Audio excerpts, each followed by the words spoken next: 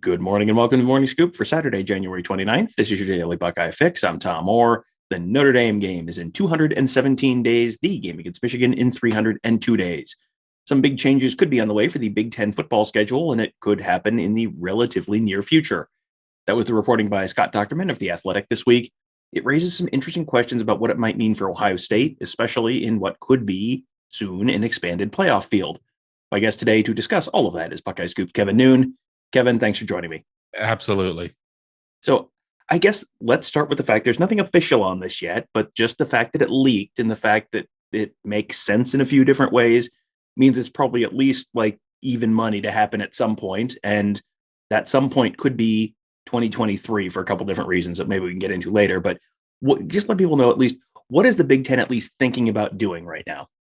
Well, at least we know that the Big Ten doesn't revisit things, so we got that going for us. But the plan is to go from 9 conference games to 8 conference games, to do away with division. So no more East West, no more leaders legends, no more red blue, whatever you want to have there. But in doing the scheduling, you would end up having 3 protected crossovers. But the plan would be that you would play everybody, twice every 4 years or something like that. So there's been a lot of debate about how the Big Ten hasn't helped itself by having 9 conference games along with the Pac-12, while other conferences have 8.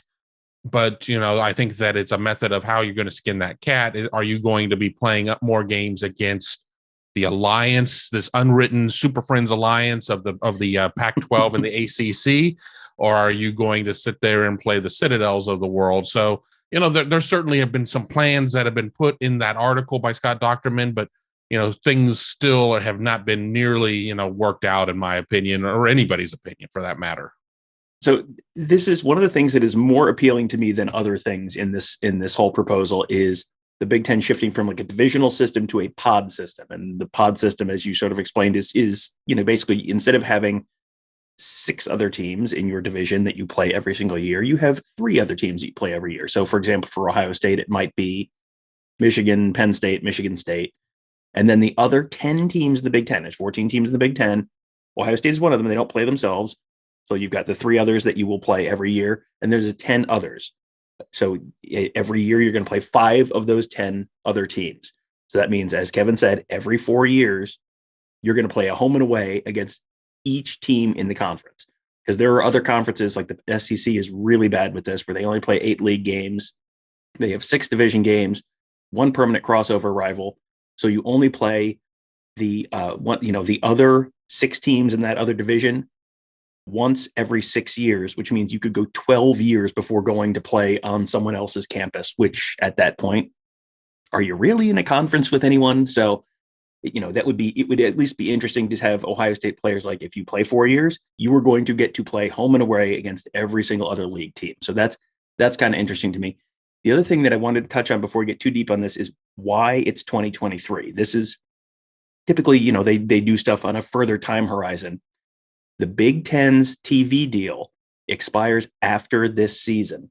So this is the perfect time to, if they're going to change this stuff, you change it now before you negotiate all this stuff to get in, to price that into the TV deals. So the next question then is this good or bad for TV? Because there was, when they went to from 8 conference games to 9 conference games, the argument was, well, now we're going to have more league games to provide inventory for the Big Ten network and all that stuff. Kevin, you, like I, have spent some time in the TV business.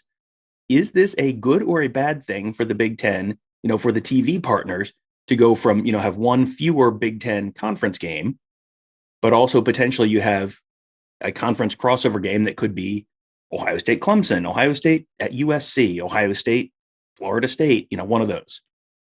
Or it could be Ohio State, Oregon State, Ohio State, Arizona State, Ohio State, Boston College. I mean, I think the jury is still out. At least my jury is still out on there, because for every great game that you're going to have on there, you're going to have Iowa, NC State, and nobody's going to turn that game on. But were people really turning on Purdue versus Northwestern? But at least it's a conference type of game. I mean, the hope is that you're going to be reaching more eyes by hitting more of the territory of the United States as opposed to it being a regionalized game. But I think the Big Ten brand is strong enough that the Big Ten draws decent numbers unless a game is farmed off to BTN.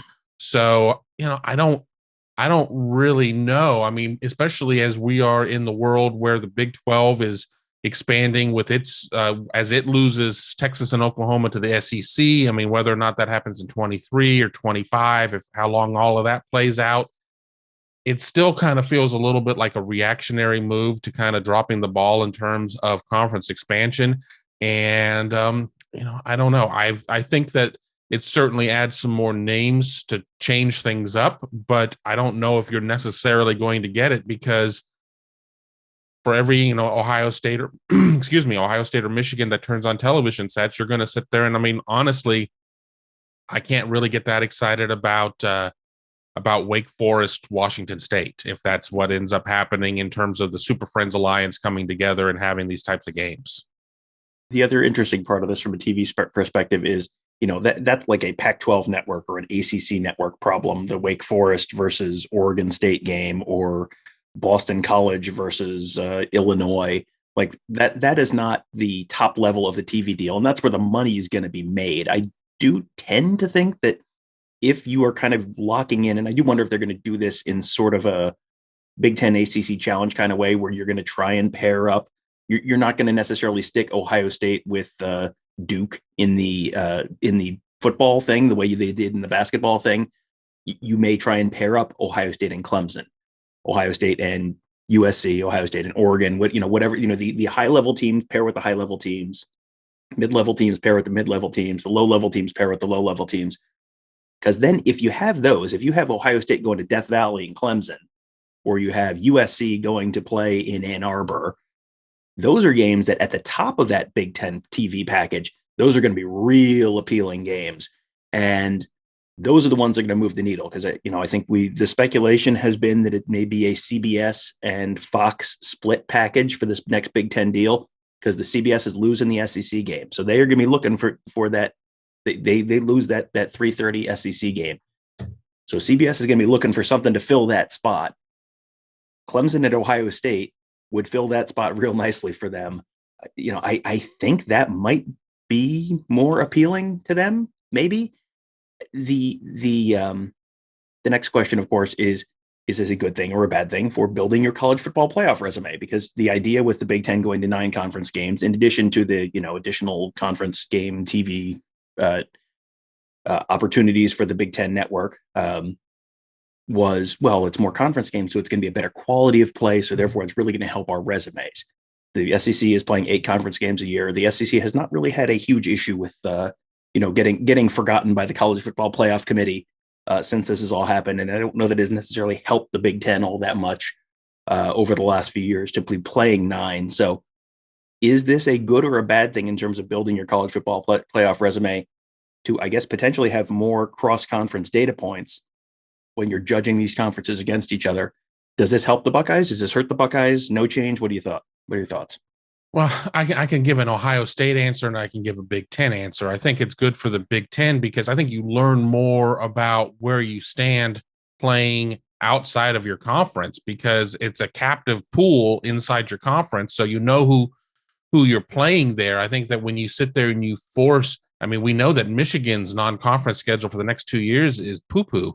So if you sit there and you force them to have to go out and play a legitimate game, if you do have a structured seeding, if you will, like Big Ten ACC Challenge or however you want to have it, that's going to force them to play better. But I don't know if it's going to help Ohio State, because Ohio State has always been pretty aggressive in its scheduling. And it's not really Ohio State's fault when it schedules Cal 8 years out and then Cal falls off the table when they play Cal. But with Ohio State having series against Notre Dame, Texas, Oklahoma, Georgia, all these programs moving forward, Oregon, what happens there? Does Ohio State get cold feet from having that game in addition to this alliance game?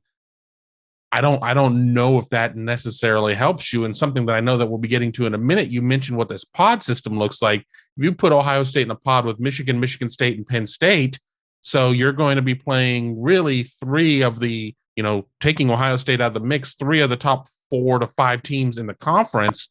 Plus, you're going to get to play an alliance game. Plus, you're going to get to play another game again that you already have contracts on. With an expanded playoff, sure, you have some room, you have a little bit of margin for error, but if you have to run through that crucible, I mean, I don't want to have anybody tell me, oh, how great the SEC schedule is. That's going to be difficult year in and year out, especially with 3 Big Ten games where you're playing these teams year in and year out. The scouting is there forever in perpetuity because you have to be aware of what those teams are doing.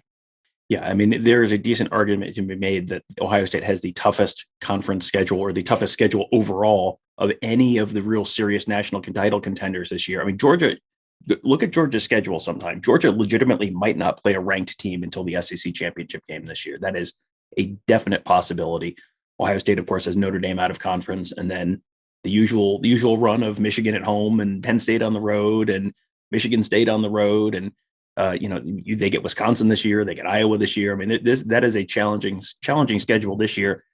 And if it's an 8-team playoff, a 12-team playoff, you can go 11-1 and you're going to be in.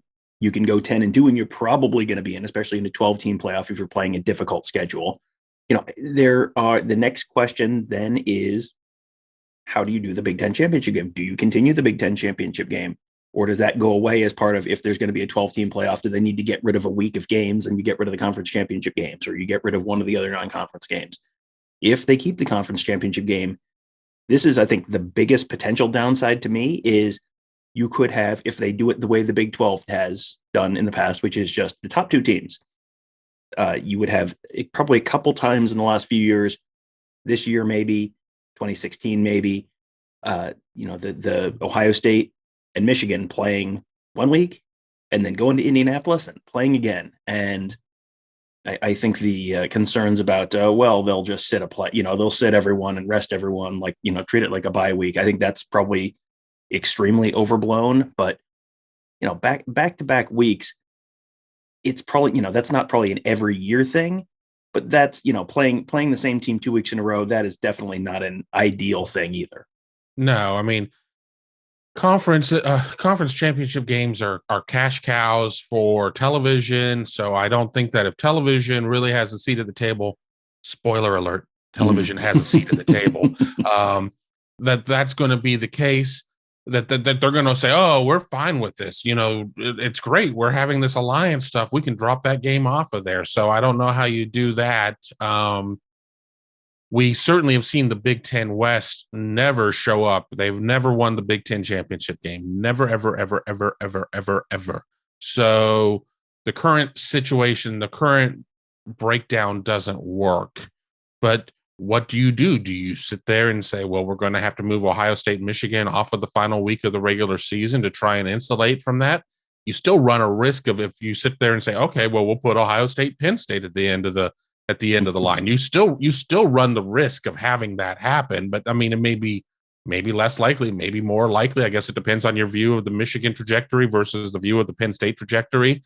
But there's no way that you can sit there and necessarily put the brakes on it, because there have been plenty of years I thought Northwestern's was going to be terrible, and then they end up winning the West. Granted, they're probably the 4th best team in the Big Ten at that point. So I don't know. I'm not in favor of seeing teams play each other back-to-back weeks. We certainly have seen. We saw Oregon and Utah play each other one week, then play somebody else the next week, and then play each other the following week, to very similar results at that point. Granted, nobody was able to take their foot off the accelerator because of how things are set up, but that was still in a divisional setup at that point. That wasn't kind of in a free-for-all situation. And then you're really kind of taking the onus off of what does a regular season championship kind of mean at that point? So yeah, you could kind of sit there and, as you said, well, this guy is kind of questionable. We could maybe just sit him this week, and the berth is on the line for the next week. Let's just kind of ride there. I mean, Ohio State, Michigan is special circumstances, but let's take Ohio State out of the equation or whatever, and say that it's Wisconsin and Michigan, and there's no love lost between those two teams, but there's not the special type of history as there is in the game. So a lot of things to kind of get through. It really doesn't surprise me that the Big Ten has, this idea that is kind of not even half baked, maybe not even a quarter baked, maybe like a 10th baked. And now we all get to debate about it. But once again, to reiterate what I said earlier, things will not be revisited.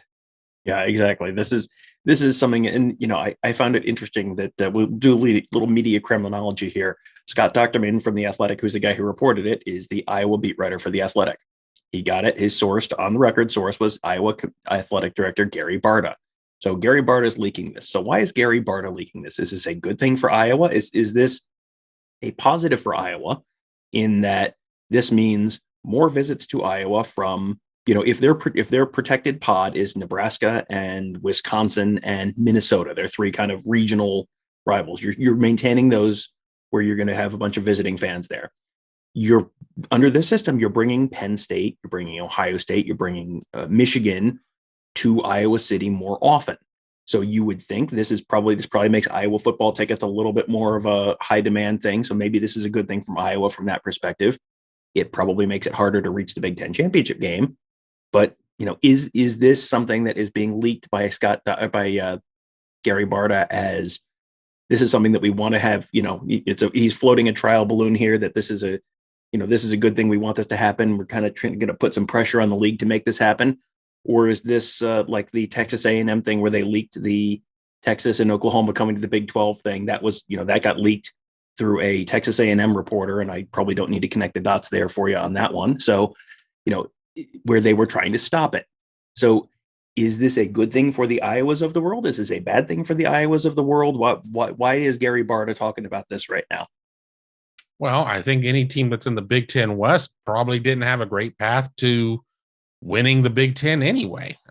So maybe you sit there and you get a couple of these teams come into your building. We know what Kinnick Magic's all about. We certainly Ohio State has tasted it in a big way. So yeah, I think that it does make the path a little bit more difficult on paper to get to the college football playoff for some of those teams that are not at the very top of the billing. But I think it does give them the opportunity to bring some things into their household, into their world, and just say, well, we're going to settle this on the field. Because okay, yes, Iowa had every chance in the world to win the Big Ten championship game last year against Michigan. I knew, and you knew, and everybody knew that wasn't going to end up happening, but at least they got to the championship game. But we know that system is not working for them. It's just not working. So why not change it up at this point? And if you can sit there and generate some more money, because we're dealing with a lot of programs that are still dealing with the deficits of 2020, then that's great. But I don't know. The more you and I talk this through here on the show, the more apprehensive I am about this plan. What's interesting is the more we talk about this on the show, the more I'm like, I think this works, but I think there's some stuff you'd need to iron out, especially the back-to-back thing. In terms of more money, way back in the day, the leaders and legends, that whole conversation, the reason that those divisions were split up that way was that Michigan and Ohio State were in opposite divisions because the TV executives were willing to give the Big Ten, I think it was an extra $1 million a year for the potential, just the potential of an Ohio State versus Michigan Big Ten championship game. Now that never happened. They never met, and then they realigned with them in the same division, so then it couldn't happen under the current structure. But just the potential, because that game is such an eyeball draw, even in the regular season, the opportunity to see it again the next week, they're figuring, guess what? People are going to want to watch it again. And they ended up getting more money just from the theoretical possibility. It's the same thinking that went into Miami and Florida State being on opposite sides of the ACC, where it was, again, they didn't do the clean North and South divisions. They did the Atlantic and the Coastal, and it's like no one can ever remember who's in which division.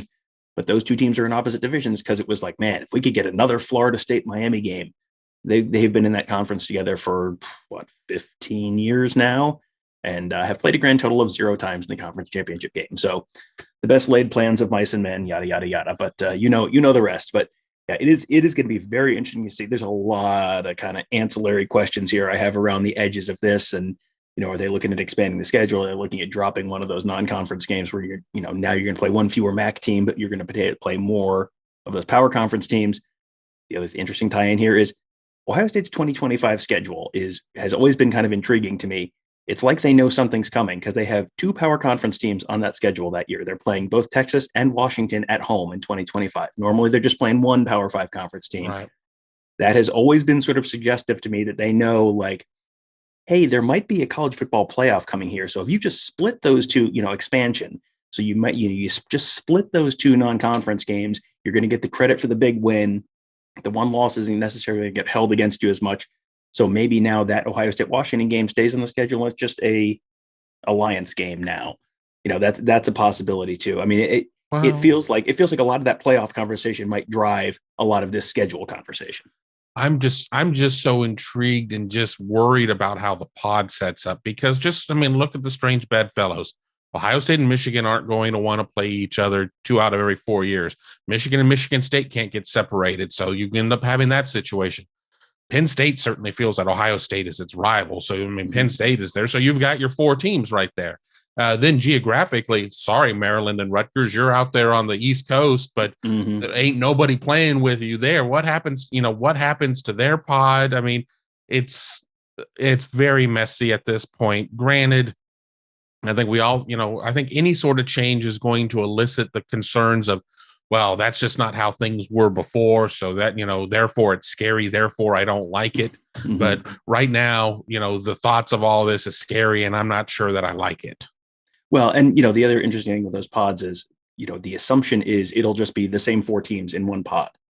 That's not necessarily, you could make it work in another way where Ohio State plays Penn State and Michigan and Indiana, and Michigan State plays Michigan and Penn State and Indiana, and Penn State plays Ohio State and Rutgers and Maryland, or whatever, where you're not necessarily, it's not all the 4 same teams.